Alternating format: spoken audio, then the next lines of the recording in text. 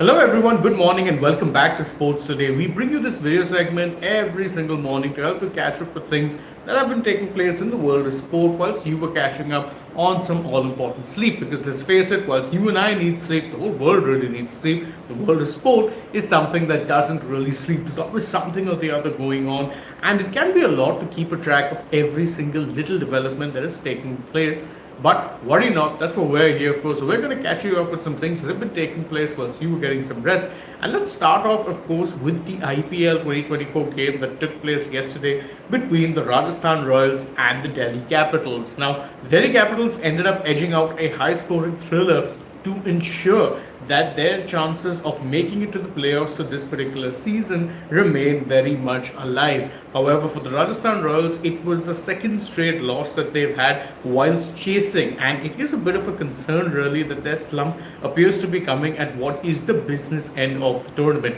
Either which way, the one thing that has been dominating the discourse about that particular match is, of course, the dismissal of Sanju Samson, because Sanju Samson looks set not only for a big 100 but potentially to actually get the Rajasthan Royals over the line and seal their qualification officially as the first team to have made it into the IPL 2024 playoffs. Instead, his catch, which was taken off by Shea Hope, well, it's ended up engulfing in a lot of controversy because whilst it was given out at the time by the third umpires, replays clearly suggested that Shea Hope's foot had disturbed the rope whilst he was completing the catch, which of course means that it should have been given as a 6 and should have been called not out.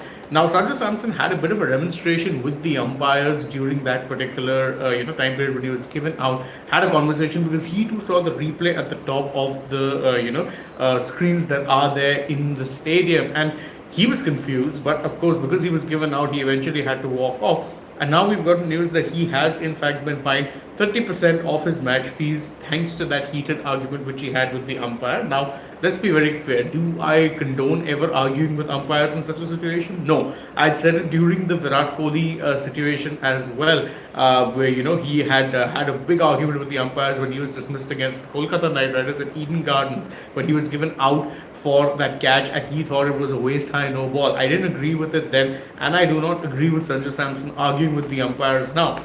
Right or wrong, you do need to kind of respect the decision that has been put in place, and you need to be showing the right kind of sportsman spirit in that sort of situation, especially when arguing with the on-field umpire does no good. Kohli was arguing with the on-field umpire when the third umpire was the one who gave him out, and it was the same case with Sanju as well. He was demonstrating with the on-field officials, but they had no part in giving him out. Yes, it was a howler, but that's nothing that the on-field umpires can do in that sort of circumstance. That being said, I understand Sanju's grievance clearly a lot more than the Kohli thing, because the Kohli one, whilst it seemed controversial at the time, was very much within the rules.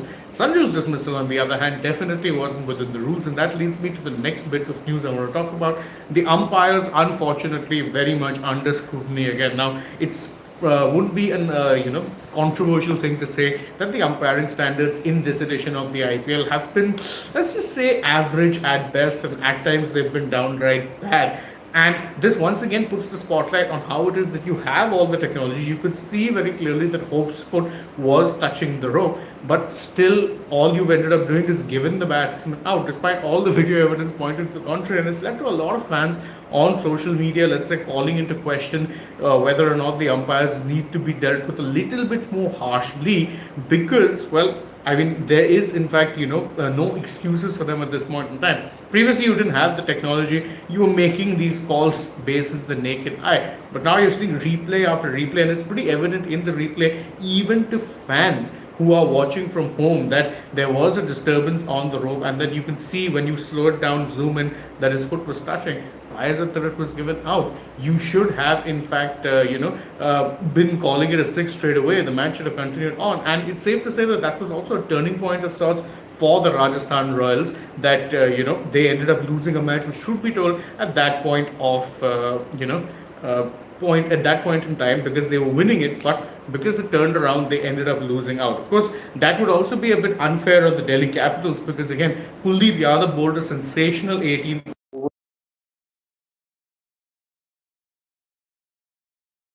let's say, defending the total that they had in place. I mean, at one point it looked very unlikely, but Kuldeep's 18th over, followed by Razik Darsalam bowling a good 19th, ensured that there were more than enough runs to defend in the final. And Kuldeep has now actually revealed a little bit of an interesting tactic as to how it is he got rid of Donovan Ferreira. Remember, Ferreira was dismissed first ball, and then he got rid of Ashwin on the last ball. So those two wickets and the fact that he'd only conceded 4 runs really turned the tide of the game. Kuldeep says that I know that Ferreira was in fact a back foot player, so I looked to bowl it into him much quicker because he'd be looking to cut me or play me off the back foot. But because it came in quicker, he wasn't able to read it properly, and that's why he ended up getting out. Genius, really, as far as Kuldeep Yadav is concerned, because quite frankly, that was definitely one of those overs that could have, made or break or broken this particular match for the Delhi Capitals. And the fact that a spinner bowling the 18th over gives away just 4 runs and takes 2 wickets definitely paltoed the game around, if I have to be a little casual. But what do you know, it'll change the game for the better. Switching now from cricket news to football news, and Killian Mbapp will in fact not be having a happy farewell from Paris Saint-Germain, because whilst there was hopes that the French superstar would be playing the final of the Champions League, all of that has been put to put dent to as far as the hopes of that happening are concerned, because Borussia Dortmund won the second leg 1-0 as well, which means that the German side have won the tie 2-0 in aggregate and will in fact be playing in the final of the Champions League against either Real Madrid or Bayern Munich. Now, I have to say that it's a pretty big achievement for Dortmund, who right now are struggling to even make it to the Champions League spots in the domestic football season, and have developed a reputation as a selling club in recent seasons to be playing in the Continental Cup's final. It's amazing, and I really hope that for the sake of, let's say, football fans getting a feel-good underdog story, I really hope it is that Dortmund end up winning it. Bit more positive news if you're a football fan. The United Nations General Assembly has now adopted a resolution that will see May 25th, which is of course a day coming later on in this month, as World Football Day. It's pretty amazing to me, really, when you think about it, that football, despite being the most popular sport in the world by some margin, did not have a day of its own to be celebrated by fans. But now we have it. 25th of May is going to be known as World Football Day the world over. Bit more football news, but slightly on the negative side. Nottingham Forest, who are currently very much in the fight for relegation in the Premier League, they have failed with their appeal to see their 4-point punishment for breaching the Premier League's profit and sustainability rules. It's been, given away in that regard.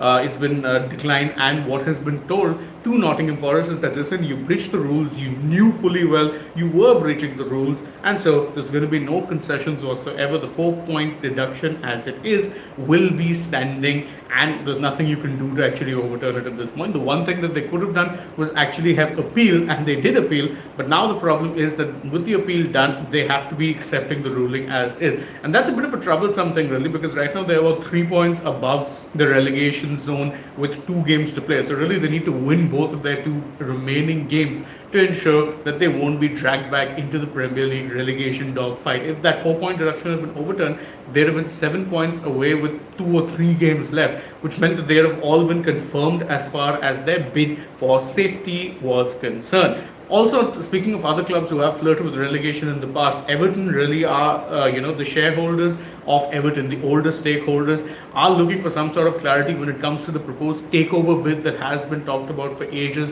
by the firm 777. In fact, what they've said is that, the Premier League and the current owner, Farhad Moshiri, need to end any talk of a takeover, because right now it seems that it's never going to happen, and that quite frankly 777 might not be the best of owners anyway. The reason for this is that the takeover was completed about 8 months back, but is yet to be formally ratified by the Premier League. And to make things worse, 777 continuously comes up in the news for all of the wrong reasons. One of their companies has gone into administration. There have been other controversies propping up elsewhere, so it's definitely not the best of looks for one of England's oldest clubs to be having owners who at best are being described as a giant Ponzi scheme. I'm not even kidding. That's exactly what news reports are calling them. Switching focus now to sports beyond these 2 which we've discussed. 3-time French Open champion Iga Swiatek has called for, let's say, tightening of the schedule a little bit, because she's saying that the expanded format of the Masters tournaments that are taking place means that players have little or no time for physical or mental recovery. And it's easy to understand why it is she's saying that, because who was only playing the final of the Madrid Open a couple of days prior, now already is gearing up for another Masters tournament, this time taking place in Rome. Definitely, the schedule of tennis has been one that has been debated and discussed long, because it's quite frankly a very brutal sport. It starts off in January, ends in December. There's maybe a month's off season, and that's the extent of it. And it just seems to be getting worse. There's little bit time really as far as ensuring that these teams, these players rather, can get some rest, recuperation. None of that whatsoever.